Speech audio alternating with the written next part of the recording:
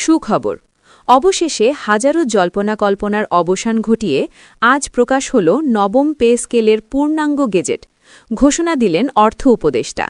আরও বিস্তারিত থাকছে পুরো ভিডিওতে। আসসালামু আলাইকুম। আপনি যদি একজন সরকারি চাকরিজীবী হয়ে থাকেন, তাহলে নবম পে স্কেলের আপডেট সবার আগে পেতে দয়া করে আমাদের এই চ্যানেলটি সাবস্ক্রাইব করে ভিডিওতে লাইক করে দিন। অবশেষে আজ সরকারি চাকরিজীবীদের বেতন ও ভাতা নিয়ে চলমান সব আলোচনা, অপেক্ষা আর অনিশ্চয়তার জায়গায় একটি স্পষ্ট বার্তা সামনে এসেছে।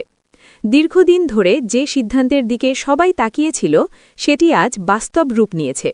এই সিদ্ধান্ত শুধু কাগজে কলমে পরিবর্তন নয়, বরং লাখো পরিবারের দৈনন্দিন ব্যয় ব্যবস্থাপনা, ভবিষ্যৎ পরিকল্পনা এবং আর্থিক স্থিতিশীলতার সঙ্গে সরাসরি সম্পৃক্ত।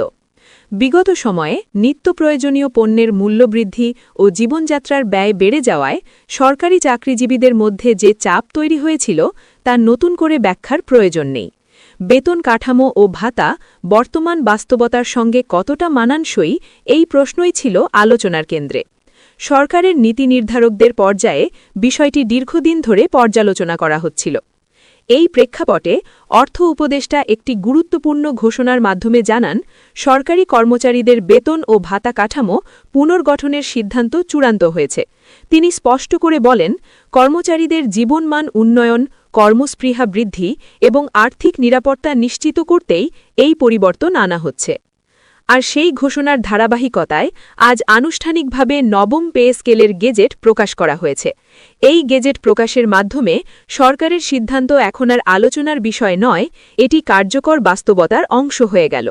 প্রকাশিত গেজেট অনুযায়ী নবম পে স্কেলে বেতন কাঠামোর পাশাপাশি ভাতা ও ইনক্রিমেন্ট ব্যবস্থায় বড় পরিবর্তন আনা হয়েছে। বিশেষ করে মূল বেতন পুনর্নির্ধারণ, বাড়ি ভাড়া ভাতা, চিকিৎসা ভাতা এবং অন্যান্য সংশ্লিষ্ট ভাতার কাঠামো নতুনভাবে সাজানো হয়েছে, যাতে কর্মচারীরা বাস্তব ও টেকসই সুবিধা পান। নবম পে স্কেলের আরেকটি গুরুত্বপূর্ণ দিক হল ইনক্রিমেন্ট ব্যবস্থায় পরিবর্তন। আগে যেখানে ইনক্রিমেন্ট অনেক সময় আনুষ্ঠানিকতার মধ্যেই সীমাবদ্ধ ছিল, নতুন কাঠামোতে সেটিকে আরও কার্যকর ও অর্থবহ করা হয়েছে। এতে চাকরিজীবীদের দীর্ঘমেয়াদে আয় বৃদ্ধির একটি পরিষ্কার দিক নির্দেশনা তৈরি হয়েছে। এই পরিবর্তনের প্রভাব শুধু কর্মরত চাকরিজীবীদের মধ্যেই সীমাবদ্ধ নয়, পেনশনারদের ক্ষেত্রেও ভাতা ও সুবিধার কাঠামো পুনর্বিবেচনা করা হয়েছে, যাতে অবসর জীবনে আর্থিক চাপ কিছুটা হলেও লাঘব হয়। সরকারি সূত্রগুলো জানাচ্ছে, নবম পে স্কেল বাস্তবায়নের সময় ধাপে ধাপে বিষয়গুলো কার্যকর করা হবে, যাতে প্রশাসনিকভাবে কোনো জটিলতা না তৈরি হয়। একই সঙ্গে সব দপ্তরকে প্রয়োজনীয় নির্দেশনা দেওয়া হবে। তো ভিডিওর এই পর্যায়ে যারা এখনও চ্যানেলটিকে সাবস্ক্রাইব করেন নাই, তারা দয়া করে চ্যানেলটিকে সাবস্ক্রাইব করে ভিডিওতে লাইক করে দিন। এই সিদ্ধান্ত বাস্তবায়নের ফলে সরকারি চাকরির প্রতি নতুন প্রজন্মের আগ্রহ বাড়বে বলেও মনে করছেন সংশ্লিষ্টরা। বেতন ও ভাতা কাঠামো শক্তিশালী হলে মেধাবী জনবল সরকারি সেক্টরে ধরে রাখা সহজ হবে। অর্থনৈতিক বিশ্লেষকদের মতে, এই পে স্কেল বাস্তবায়নের ফলে সামগ্রিক অর্থনীতিতেও একটি প্রভাব পড়বে। বাজারে ক্রয় ক্ষমতা বাড়লে ভোক্তা ব্যয় বৃদ্ধি পাবে, যা অর্থনৈতিক গতিশীলতায় ভূমিকা রাখতে পারে।